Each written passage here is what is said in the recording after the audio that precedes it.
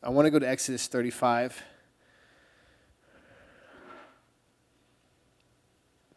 Keep it Old Testament today.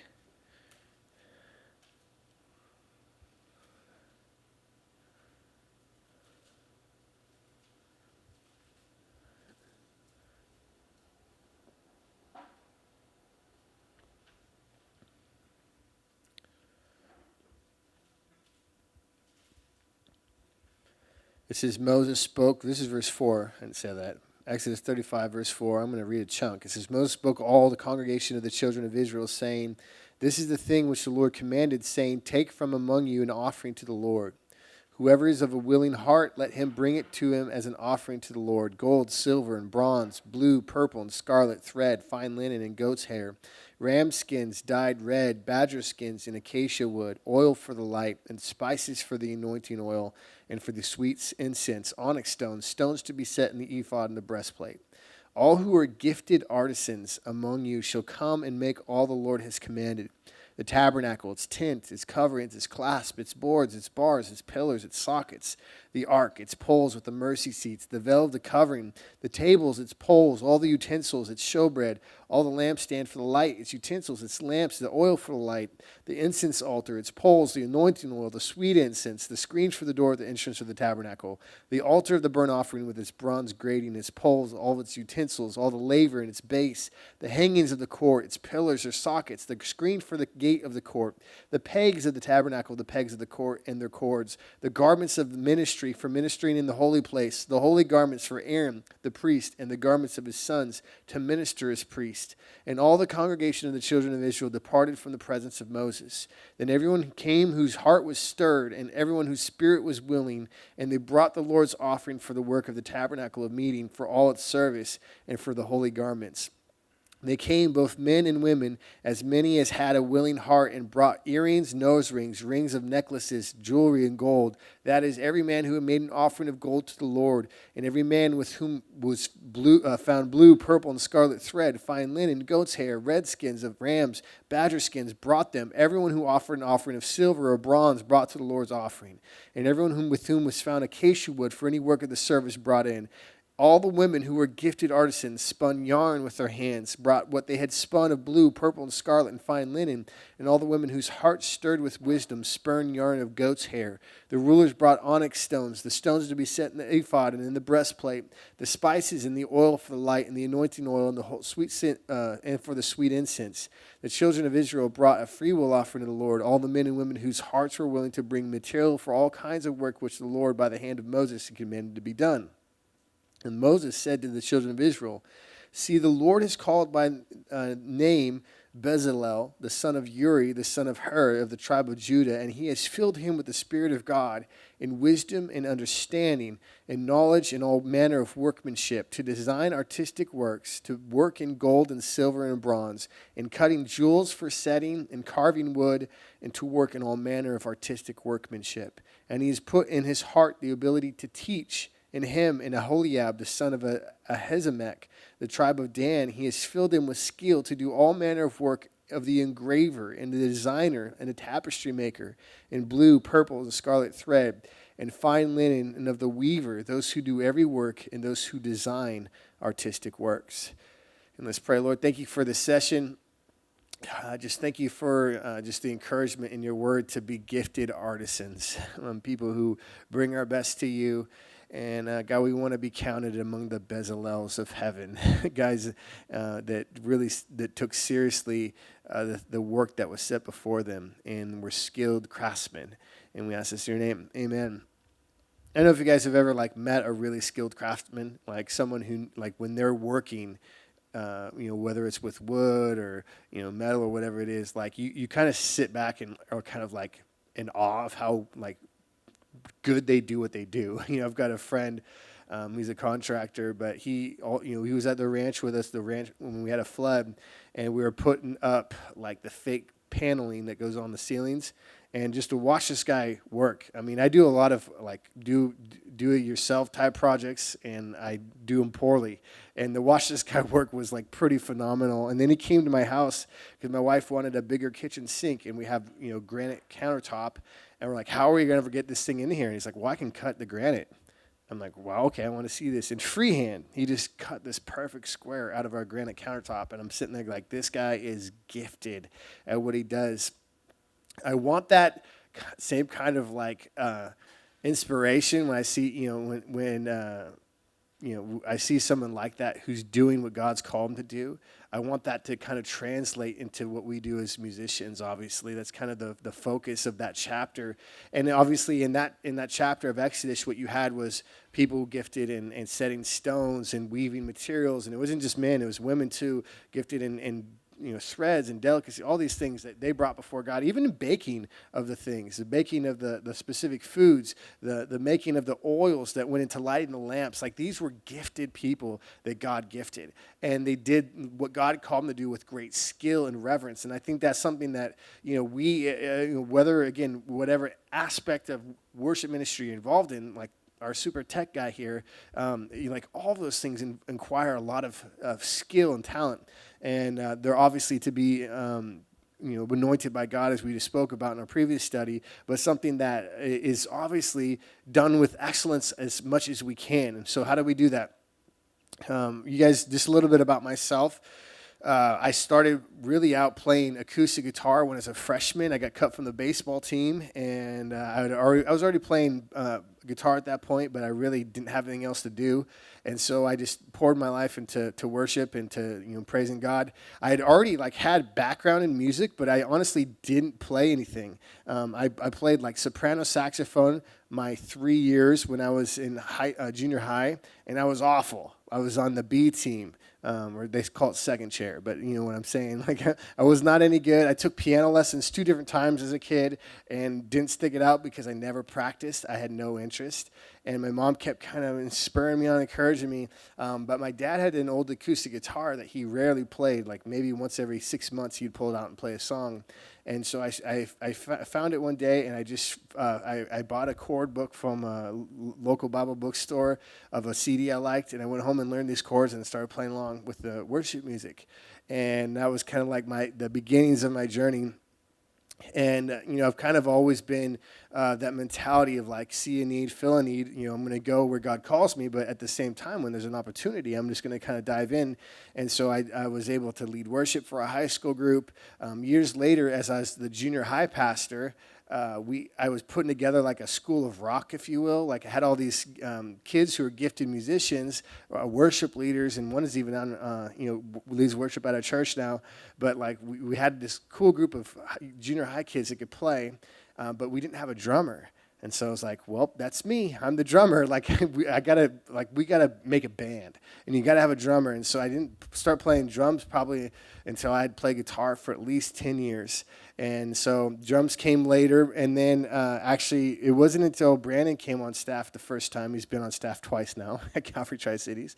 He went away, as he talked about, and came back, but I call him the boomerang.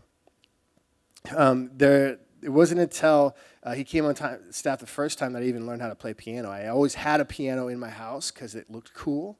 It was this old vintage piano. And then I basically took the opportunity when he came on staff to kind of just teach myself, because I was I actually just began to be inspired by, songwriting and some of the stuff that Brandon brought, and used the piano as that tool, that medium to do it. And so I ended up just teaching myself piano. I had a knowledge, a background. When I was in college, I took music theory, so I had a pretty good grasp of what went into how the piano works and how to get it to sound good and whatnot. But all that to say, all that has to do with the not my why I can say anything about these things, my qualifications to teach you guys. But I do think there's just something that God has gifted me with, and it's not just music. I basically set up our whole church's live stream during COVID, and I had a lot of background to that.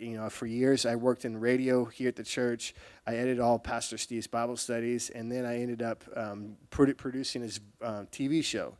And so I had all the cameras, all that stuff. So I had a really good basis of knowledge when we hit COVID and we had to move strictly online to get things working. And then kind of it was a perfect combination of Brandon was here right, and then he left right before COVID. But Brandon was here, and he kind of taught us some recording knowledge. So we're able to kind of put all that together, and I have just a lot of like just experience in these things because of the journey I've been on. Brandon talked about the school of worship and how there's three focuses: is the head, the heart, and the hand. And so I'm really just focusing on the hand. The rest of the conference, we mostly focus on the heart, actually. But the thing I want to focus on right now and just give you guys like a few key general concepts to increase or expound your giftings, like to really to hone them, to hone your craft, like to be the best at the things that you're doing. And I'm going to apply it again to all these specific instruments or sound fields at the end of the study. But really, there's some general concepts that I think apply to. It doesn't matter what you're doing. If you want to be done with excellence, these are some things you need to consider. I mentioned one already as far as how I approach things. It's seizing every opportunity. And so that would be the first thing I would say. And this is good for ministry. Obviously, if God's not calling you to it, don't just do it. But he's like, when you have an opportunity, as in life, like if there's an opportunity set before you that's something that can expand your horizons, so to speak, increase your knowledge, help you to be a better, more effective minister, whatever it is, you take those steps. And so for me, my introduction to ministry was not worship; it was junior high ministry, and it was simply out of the need. We had a high school group that was our high school pastor was meeting with the junior high kids, and so you had kids who were basically out of fifth grade, just out of elementary school, with high school seniors, all in one room. And I was like, dude, that's not healthy. That's not good. There's no way you could teach all of those people at the same time. So you're either like teaching just the older ones or you're teaching just the younger ones, and a big chunk of people are getting missed. And so I just told our senior high pastor, who's still here, let's just split the group. I'll take the junior high, and like I didn't even pray about it. I was just like, I'm going to take the junior high. I want to just make sure like these kids are getting ministered to, and at least you can do what God's called you to do in high school ministry. And so that kind of like was the beginning of just my life in ministry and the that sense of just doing what God's called me to do. And it's kind of been the same in music. Like I said, when there was an opportunity to play drums, I could probably, I don't know if I could have found a good junior high drummer. Like drums are really hard. It's like, they're not easy. But I could have got a high school kid probably to play for the junior high team. I could have done something, but I was like, okay, here's an opportunity for me to help lead these kids and learn with them. Like not just be the guy who's above them and way better than them. Like I actually have to learn with them and show them how to cultivate these gifts that God has given them. And they're really gifted kids. I mean, these are people who are like really well, played guitar super good, bass and keys, and sang really well. I mean, super talented for junior high kids, way more talented than I was. And I just kind of consider that in the things that we do. There's so many opportunities for us that to do music, to do production, to do whatever it is, play bass. And if we never actually like put ourselves out there, we're never going to do it. If we never actually go, I volunteer. My real first worship gig outside of doing the high school worship, because I was in high school, was children's worship. And it was the same thing. There was a need, and I love doing kids worship. I did it for a number of years at our church. And it was just my opportunity to have a blast with kids. Like, they get them, we did a song, Shake a Friend's Hand. You get all the kids running around shaking each other's hand. And then we would, like, my buddy, like, really amped it up. And so he got us doing, like, give a friend a noogie or, give a wet willy. I mean, you'd have, like, 30 little kids running around, like, punch each other in the arm. I mean, we would do things you should not do in a song. But it was an opportunity that, like, it was just God blessed it, and the kids had a blast. I had a blast doing it. I got my parents involved. Again, my dad had a guitar but never really played, and so I made him play with me. And eventually, when I left doing kids worship, he still does it. It's been like 15 years now that he's been doing kids worship. and the kids love it, and it's been a cool thing. But if we never took that opportunity, I never would have even got my dad involved. I never would have had those opportunities to grow in that way. And so again, having that mentality of whatever avenue you're in, whatever discipline you're talking about, being willing to do what it is. There's an aspect of producing that's like that. There's I don't know if you guys know this. Brandon's a really talented producer, so he makes lots of music for different artists like Jamie, produces records and stuff. He's produced the church's record and whatnot. But when he's different times asked me to help him do something, it's really easy for me to kind of go, I think you can do that better. Like, why are you asking me? And kind of just go, there's so many other people who do this rather than me. And what's instead I've done is gone, well, there's an opportunity here to fail at, if nothing else, and to learn from and grow from. And so I've been really advantageous, if you will, to take on as much as I can, not to the detriment of my ministry or to my family or anything, but seizing every opportunity. If there's an opportunity and you can do it, like that's kind of my mentality is get to it and do it. The second thing I would say to just general terms, and again, none of these, I'm not going to back any of these things up with scripture. I think so much of it is just practical, like hands-on help. But there is aspects of this that is scriptural, and this one is motivated by others' excellence. There's a term in scripture called godly jealousy, right? And so you have jealousy, which is bad. Don't be jealous of others. But then you have godly jealousy. Like, what's godly jealousy look like? Well, godly jealousy is when I see someone who's doing whatever it is. Maybe it's just being a believer, being a Christian, and it spurs me on. I'm not discouraged by it. I'm not like comparison, cancer, where I try to compare myself to them. I'm not, bitter towards them. I'm like genuinely spurred on. I want to be like that guy or that girl. You guys have these people in your life, probably I do, where you're like, I want to be like that person. And so being motivated by others' excellence, when I was in high school, one of the reasons I was in a band for a while, one of the reasons I really got into playing electric guitar and into the craft of it was because I saw these kids in high school who had these bands. We would go watch them in these shows, and I would just sit there, and I was like, that is so cool. What they're doing. It sounded so good, and I was like, I want to do that. And there was no bitterness about it. It wasn't even worship music. It was just really good music, and I was like, I want to do that. And so, it motivated me to hone my craft, to get better and more skilled at what I was doing. I'll say this. I told you Brandon's a gifted producer. He plays guitar, drums. He plays piano. He even plays the tuba, I think, and all way better than I do. And all it's done since he's come on staff is motivate me to not in competition want to be better than him. I don't think that's even attainable. He's just done it for so long. But it has motivated me so much just to want to be great at what I do. I was in, just kind of going in the past, just doing things with minimal effort in a lot of ways. I would do the best I can, knowing what's going to be passable, if that makes sense. What most people would be happy with hearing. It's not distracting. I think, by the way, you can be distracting if you're too good, to be honest. There are some players that are so phenomenal that their gift is more, magnified, if you will, than God. But at the same time, there's a reality. When you have really good musicians with really good craftsmanship and they're doing what they do, God called them to do, those are worship times where I'm really blessed, and I'm just being critical in my music, in my ear. When I have an artist who's not good, it distracts me a little bit. And when you have those people who are just really good, like Brett is really good. He's really good at guitar. He's just solid leading the worship. And it's just, at first you might be distracted a little bit by wow, he's really good at that. But you get over it real quick and you just want to worship the Lord. And it's a really cool thing. And I think that's something to be motivated by others' excellence is a good thing. And again, I really like having Brandon around for that. He's been, a lot of ways, just stretched me so much with songwriting, and it's funny thing is, it's not like he spent a lot of one-on-one time with me teaching me how to write songs. He hasn't taught me any instruments. He hasn't sit down there's been a few times where I've been like, how do you do that thing? And then he'll show me, he was doing the honky tonk thing on the piano this morning.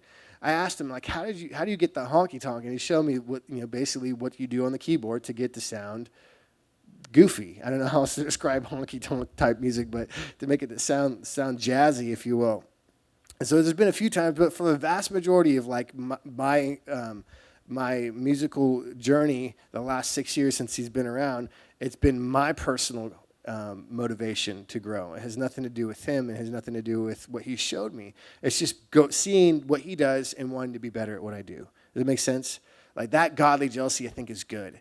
And again, as long as it's not motivated by bitterness or actual jealousy, I think that can be very good for you. So finding others that encourage you in that, and you want to be an excellent in that. Number 3 would be this, and this is so important, you guys, is willing to take critique, willing to take criticism from others who know what they're doing. It's so hard, like there's something vulnerable about art and music. Music is art. When you put it out there, especially if it's a song you've written or something that you're doing that's personal to you, that when someone doesn't like it, it's like a personal offense. It's like, you don't like me. It's like, no, I just don't like that part of the song. No, you hate me. And we kind of take it that way. And I think one of the best things I've learned just growing as a musician is being willing to be criticized, and not like, having people talk down, or obviously constructive criticism, that kind of thing, where people come alongside and they point something out that might actually, again, be a little painful to hear.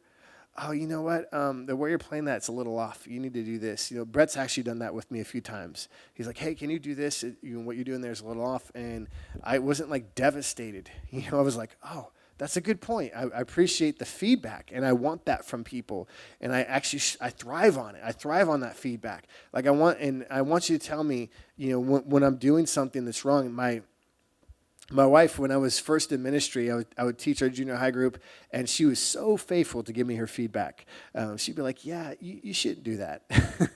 And some of it was with my actual like public speaking skills, the way I did things with my hands or whatever. She goes, that's really distracting. And I would be so offended and hurt by it, you guys. It would start fights in our household. I'd be like, you hate me. And I don't know why I thought that, but she's really trying to encourage me to be a better communicator of the gospel, and I took offense to it. And I learned over time, like what she really had was in my best interest. She really wanted me to be a more effective communicator, and you can kind of keep that like people at bay and hands off. Like I don't need any input. I know what I'm doing here. I've done this for a long time, and I understand there are some people who give you their opinions and like there's no basis to what they have to say, and so ignore those, ignore the noise. But there are some people that you can take good critique from, criticism, constructive criticism, and having that humility that Brandon talked about, to receive it, to go, you're right, and I think I can do this better. Thank you for pointing this out. I think that's so helpful. I would say this, you guys, one of the best criticisms I've gotten was from our live stream, listening to myself on our live stream. And I go, I'm not as good as I think I am. And I'll be honest with you guys, your live stream sounds much worse than your worship does. Much worse. If you've ever just like recorded yourself on your phone, that sounds worse than it's going to ever sound in a studio.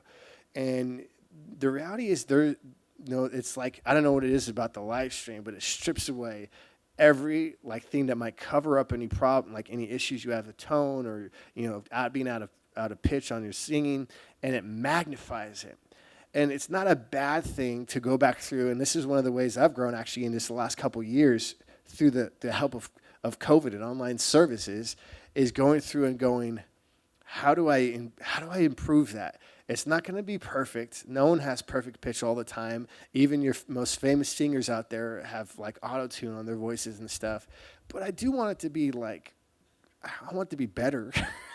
For lack of better words, I want it to be like, I don't want to say like you can bear it, but I mean, honestly, I want it to be something that is pleasing to listen to, which is really hard to do on a live stream. And so some of that for me was, again, I'm going to talk about this when I speak to just the vocal aspect of improving that craft. But some of that to me was like really sitting back and going, how do I improve that? How do I hone that a little bit better? And really just again not to be a distraction, to be to give God excellence in my praise. So willing to take critique. And then my last thing before we get into specific help is this, you guys. I just told the guy, someone asked me, what are you going to tell everyone? He wanted to know before he went over and listened to someone else's class. Is practice, practice, practice. Like, honestly, you're not going to get any better at anything unless you put a lot of time and effort into it. It doesn't matter if you're LeBron James. It doesn't matter if you're, Mozart. Like, those guys practice. The reason they're phenoms is not because they just woke up one day and were gifted. They had giftings, no doubt, but they had to really cultivate those things through repetition and routine and practice and practice and practice and practice and working hard. And I think that's something too that often is there's this balance. You're given these things. You're gifted, but at the same time, we don't want to be the guy who buries his gift in the sand, and then the master comes back and says, "Where's my talent?" And we're like, "Well, I know you're an austere man, and you reap where you did not sow, and so I buried your talent." And it's like that's not where we want to be. When God comes back, we want to go, "God, you gave me something. I want to be effective and be a good steward of that ministry, if you will, a good steward of that gift, and multiply it." And that doesn't just mean for myself, again, sharing with others, helping others improve what they do. That's multiplication to me. So there's your 4 general helps.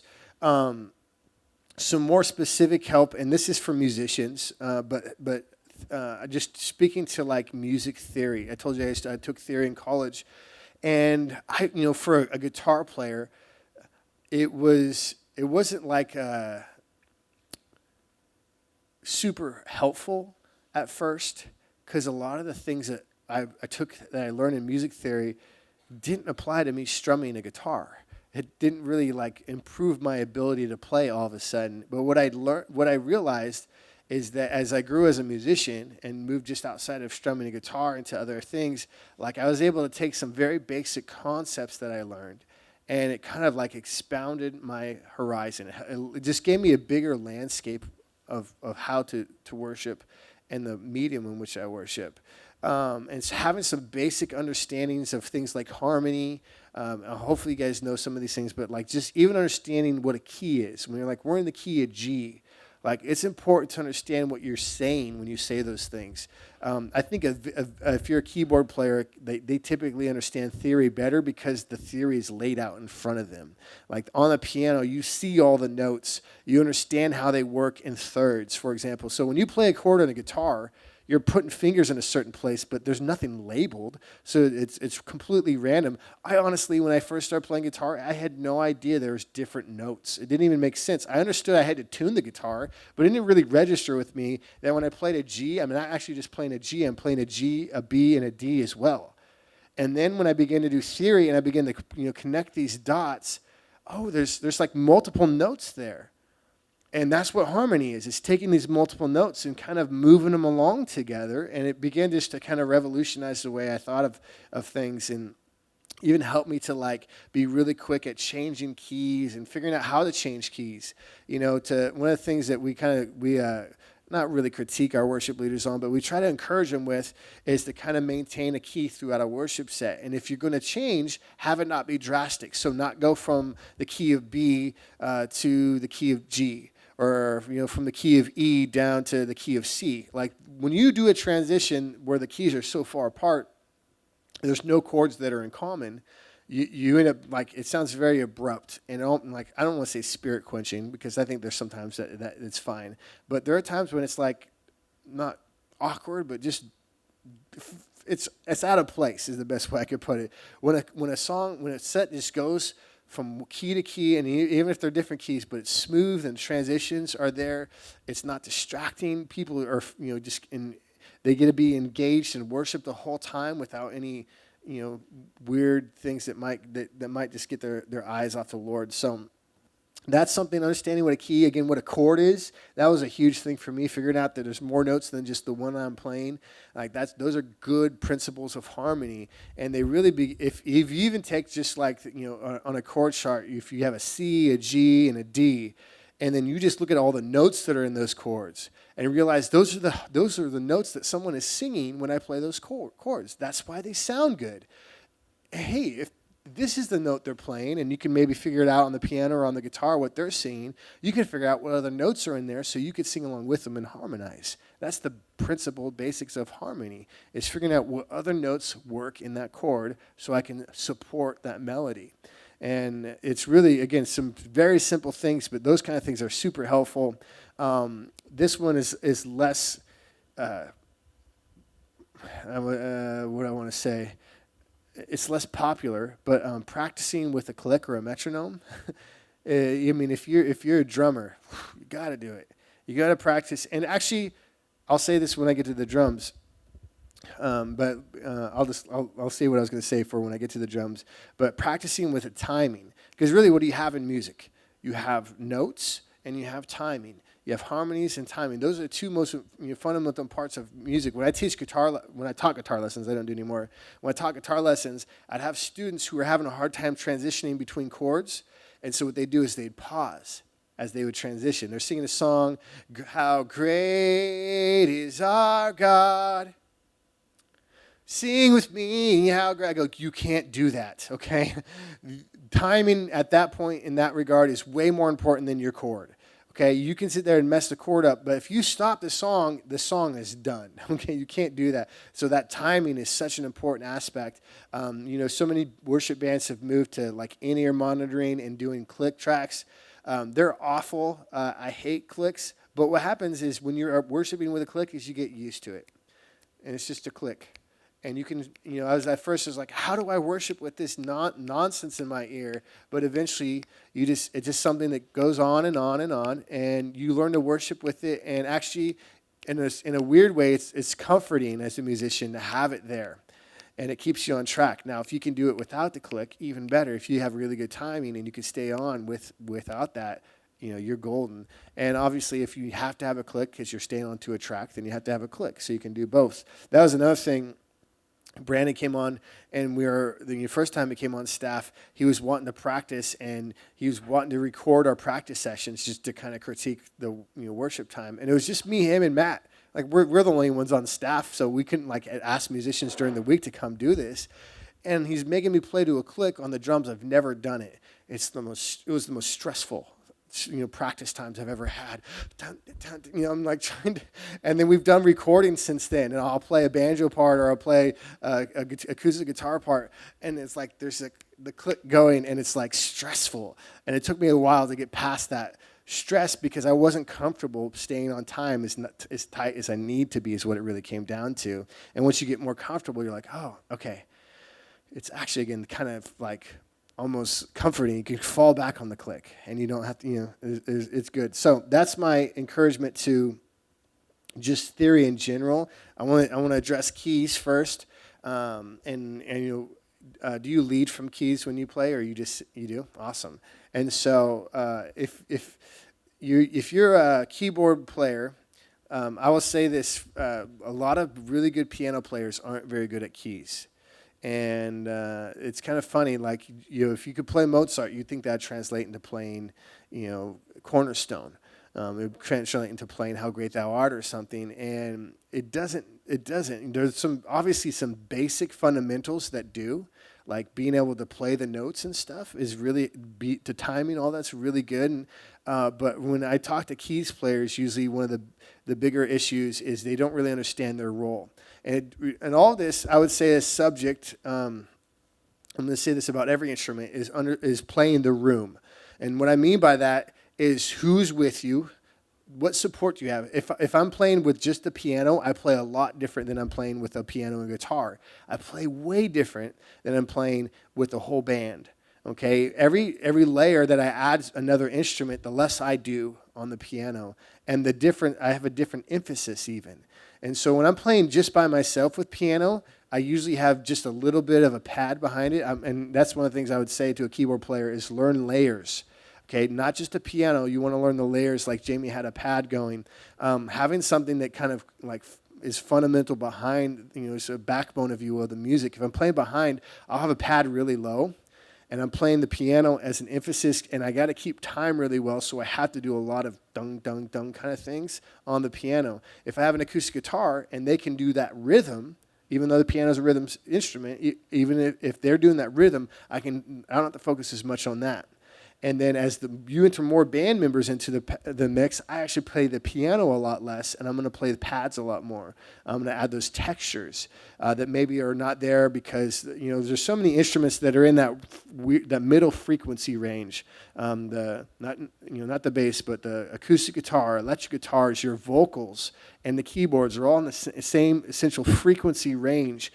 And they can get easily muddled, and it's not the sound tech's job necessarily to fix that, because sometimes it has nothing to do with the sound tech. You might have your EQ set, but the problem is you're all playing in the same space. And this is a good advice for everyone, is to find where that space best fits. And so sometimes that means moving an octave up. Again, sometimes that means I'm just playing a pad.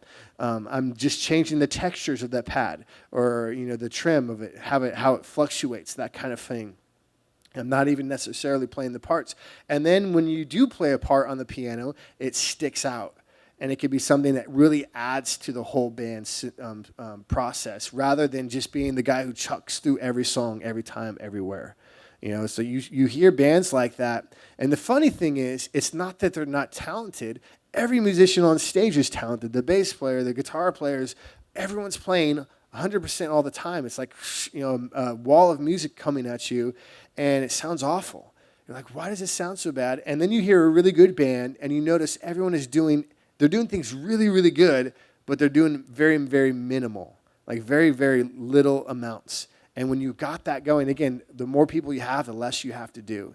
And so, keyboard's one of those things, like less is better if there's people to support you. If you're in the room by yourself, then you have to fill more space. Again, you might play the octaves on the left hand. But all that's dependent upon who your audience is, the room size, obviously, the people you're playing with. So keep that in mind. Guitars, rhythm versus lead. Those are things that you keep in mind. A rhythm guitar, the main purpose of a rhythm guitar is to keep time. And this was I was just sharing with Todd when he asked me what I was going to talk about, because he's a guitar player. And when I told him, because he's like, I want to get better at guitar. I want to get better at it. And I go, well, there's two things you really got to consider with the acoustic. And he leads a small church here, a fellowship church for Spanish speaking people in the afternoon. And it's him and usually one other person or two other people playing with him. And so his is a small team. And you have to understand, when you're by yourself, again, you play differently than you do with a band. When I play acoustic guitar with a band, it's the most boring instrument to me. It's like just strum, like nothing. There's nothing fancy about it. And you'll even see, Brandon, who's very gifted at acoustic guitar, when he plays with the band, he's doing a lot less. And then he play with Stomptown, and there's one other guy, and he's like shredding. And what's the difference? Well, the difference is context. It's who's he playing with, that kind of stuff. And so understand, for rhythm purposes, your job is to keep time. But also, when the smaller you get, your job is dynamics. And so, like, as far as how the loud and quiet parts of the song, I'll see sometimes a really gifted guitar player who plays at essentially a monotone of dynamics. It's like there's no expression in their loudness and softness of how they play that instrument. And it's more prevalent on the acoustic guitar than it is on a keyboard. But you really have just again that same strumming pattern or same intensity in the way they strum that is not. I would say it doesn't lead anyone. You're not actually leading people dynamically speaking. How loud and soft you get. And obviously the band depends upon that a lot of times. That's why most worship leaders play acoustic guitars. They're depending upon the acoustic guitar player for those dynamics. But the best worship bands you'll find are not dependent upon their acoustic guitar players for dynamics. You'll actually, if you listen to like Hillsong or Elevation acoustic guitars, they're almost always the really straight, simple, boring, strumming. There's no dynamics at all in them. They've been so compressed, and they've like ripped out most of the frequencies in the recordings because there's so many other instruments that they're like, what are they even doing? Well, they're not leading. They're not the worst. The leaders of the dynamics are the drums and the bass. It's the electric guitars. It's the keys. And so they're like the last part of dynamics in that context. And so again, it really depends on what your room is and who you're playing to. But those would be one of the issues I see with acoustic guitar players. And then on the flip side is the lead. There's kind of like two, kind of lead players. You have the guys for like the 80s who like it's like when there's a lead, boom, that's when they're going to play it, and they'll play it awesomely, and then they just don't do anything else when it's not a lead, Or you have guys who just play all the time, and they probably shouldn't. I would say, like any instrument, obviously you want to support what's happening. And so when I play electric guitar, I don't consider what I do to be lead, but it is lead technically. I'm not always just playing like the main riff that you hear at the beginning of a song. The Amazing Grace. Do do do do do do. That's not. Those parts are there, but most of what I'm doing is adding textures and layers. Adding, really what I'll do is I'll take a part of a chord and I'll emphasize that. Whereas the acoustic guitar player is playing the whole thing, I might just take, the third, and I might take the, a fifth or something, and I might just, swell that in or something. Having those textures and layers is super helpful. And you can play throughout the whole song, but do it so minimally that it does not sound like, again, everyone's sitting there just strumming and playing all nonstop, which I think is not, it's just not good practice. Vocals. We'll move on to vocals. Vocalist. And this is, again, like I learned just about myself how much I need to practice vocals. It seems, I don't know why I didn't worship for over a decade and never even considered that I need to treat my voice like an instrument. You just sing. Everyone sings. Why do I need to practice this? And what I ended up doing was enforcing a really lot of bad habits. I was doing things with my vocals and the way I breathe. It was all things, because you know what? Here's the reality: is you sound way better in your head than you are. Like the natural resonance of your sinus cavity and the way you perceive your voice, and even the way you think how in tune you are is way off. And again, you know that by listening to yourself on a phone or on a live stream. You're like, wow, I don't sound as good as I think I do. And that revelation, to figure that out, and then also how to address it. Vocals are actually the one instrument that I've taken lessons on, and I took them serious, and I was like, I want to improve. My vocal teacher was like a opera type guy, and so he taught me a lot of things that don't really apply to my. I don't do opera. I don't know if you guys do, but that's cool if you do. But we don't do that at Calvary here, and so. Some of these things didn't apply to me, but a lot of the principles, just like if I was learning classical piano, still applied to my worship keys. I just had to apply it differently. And learning how to sing and breathe correctly and right intonation, getting it right, all these things, placement of where I sing, it was very helpful for me. I would encourage vocalists who are at least somewhat musically inclined, is rather than just read the lyrics, also to see the chord charts. And reason being is, to pay attention to when the chord changes, because those are going to be when your harmonies change. And those are going to be the points of emphasis. And so those kind of things I think are just helpful hints to vocals.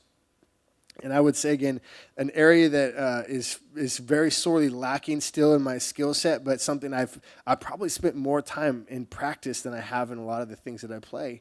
And unfortunately, a lot of it for a long time of years was just bad and wrong. And so I've had to unlearn a lot of things and then go and listen and critique and train and ask advice and seek help and those kind of things. And I think, again, that applies to a lot of the things we do. Go back to drums. You can not go back, but I said I'd talk about drums. You can play with a click, which is very helpful. But really, the thing that helped me the most when I first started playing drums was just playing along with the song. Because you play along with the song, guess what? You're playing in time. The people who are playing the song they're dead on. They're playing to a track, and they're absolutely right on. And so when you play to a song, and this applies to acoustic guitars too, it applies to any rhythm instrument, you're playing along with someone who's playing it perfectly and in time perfectly. And so it does train you to do that. A lot of drummers, my encouragement to them would often be just to leave space, just like, in every instrument. But drummers tend to be the ones that, like, they want, if they're up there, I want to be playing every bar. Like, and it doesn't matter what it is, I'm gonna be tapping something. Like, it's a nervous tick or something about drummers, but they got to be playing everything. And so I try to leave a lot of space as a drummer. And the reason being is because the drums, more than any other instruments, control the dynamics. And you guys heard that today as I was playing, I back off and everything's all quiet all of a sudden. You can hear everyone singing. And if we wanted to bring the song up, everyone else would play a little bit harder, but it was really the drums that kick in that made things bigger, the drums and the bass. And so you're the dynamics in a lot of way in building up those songs and bringing them back down. And so if you don't allow yourself to have those kind of dynamic spots, the songs are just going to be, again, very dynamically flat. And what happens when someone listens to something that's the same volume is it gets repetitive and boring. And not that your music's not glorifying God, but really what happens is people become disinterested. And when you can ebb and flow with dynamics, you can bring a bridge down, you bring it back up, it engages people and it grabs their attention. And I think that kind of that dance, if you will, that waltz, that back and forth of increasing and decreasing dynamics is very worshipful. It's something that's very, very useful as you lead in worship. And then I'll leave you guys with this.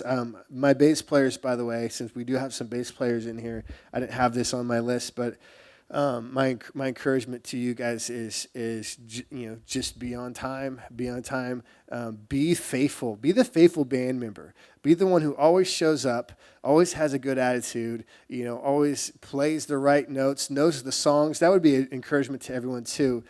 Help your leaders out by rehearsing on your own. Now, it doesn't help if your leader doesn't put songs up until the night before, but assuming that they give you songs a bit of lead time, being able to get them before and actually listen. If you don't know a song, learn it. Sit down and figure it out. On the bass, sometimes all a bassist has to do is listen to the song once to get the feel for it. Because the bass, it's in a really cool way. It's a very simple instrument, but it does carry a lot of weight in the band. You have a bad bass player, you have a bad band. It's I don't care how good of your guitars and drums are, but if your bass is not good, your band's not good. And so I always consider the bassist kind of be a rock in the band. They need to be solid. They need to play with confidence too. That's one of the things I encourage our bass players, because if they don't know what they're doing, they're playing they're really unsure and unsteady. Own it, play that instrument like God gave it to you. And then lastly, and we'll close with this, is sound. Okay, so here's my encouragement to sound techs. And you guys, we'll leave some time for questions, and we're going to have a Q&A here actually in a little bit, so that might be a better place to do it. But number one, there's really three aspects to sound that I encourage guys to get really familiar with, and one is gain staging. And that's really not hard. It's really a simple concept, but knowing how much input you need into the board is really important for a number of things, for later stages, things that come later. So knowing your gain staging, it also helps with your monitoring, okay? So it's very important, and it's typically the first thing you do. I don't say it's the most important, but it's the first thing you do. Typically what guys will do is they'll set the gain on an instrument, and then they'll begin to EQ it. Now, I was listening to the sound guy from Bethel, and I was just listening to how he approaches sound, and he shared something that kind of revolutionized how I do sound when I'm listening and doing stuff. Is he would say he would set the gain, like I said, first, but then the most important part of that sound was the compression. And you're like, if you don't use compression, you need to start using compression. So before you ever touch the EQ and you begin to sweep out or emphasize frequencies, you compress that instrument. And this goes for every instrument that's out there. Your basses can be compressed. Every line on our stage is compressed. Vocals, everything. They're compressed at different ratios, at different thresholds, but everything is compressed. And if you don't know those terms, I'm sorry, I don't have time to explain them.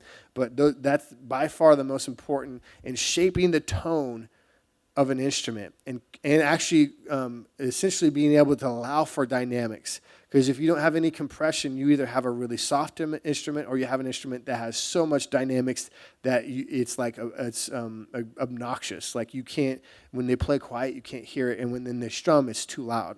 And that's not what you want. You want it to be a place where they can be dynamic musically, but not necessarily have the sound be like so quiet or soft that it's actually distracting. And compression is the way you do that. So learn compression. There's different, again, some generic tips for compression, but honestly, the thing I found that be the most helpful is to start with none and then just to add some in until it sounds better. Use your ear. Just listen. Listen, what sounds best? And know that the higher compression rates are for the instruments that are hitting harder. And so if you've got a vocalist, for example, who's, like Mick Jagger up here with Gabe, I mean, he sings with a really like loud, dynamic voice. He has to be compressed a lot more than Brett, who's very soft. Brett's threshold has to be brought up, which means that point in which the compressor kicks in because he's so quiet. But at the same time, there's just differences in those voices. So understand, the louder the instruments get, the more compression, or at least the higher ratio compression, meaning that dipping point is going to come down. So that's most important. And then after that, then I would say reductive EQ, meaning you pull frequencies out. Whenever I'm EQing an instrument, the first thing I do is I go through and I pull the frequency up. I listen for it, and you need to understand this if you're a sound guy. Pull it up, and I drag it around to where I hear something I don't like, and it's usually things like and then I'll pull that out. Pulling frequencies out, almost always. Very rarely do I boost things. If I do, it's a little bit of the low end or a little bit of the high end, but almost always pulling the frequencies you don't want out. And what you're left with is the things that you like. And that's general practice for most EQing in instruments. The other thing is that's so helpful for sound guys is learn how to EQ a room. So EQing a room. And so if you EQ the room, this room, I can just show you right now. I'm walking off camera, but I'll show you right now the difference between just this room being EQ'd with just my mic even. Let me do this real quick. Restore. Okay. In case I mess something up and everything is lost. So here's my voice with the room EQ'd, and then here it is with flat. And so it got quite a bit louder, but wow, you see what has happened there?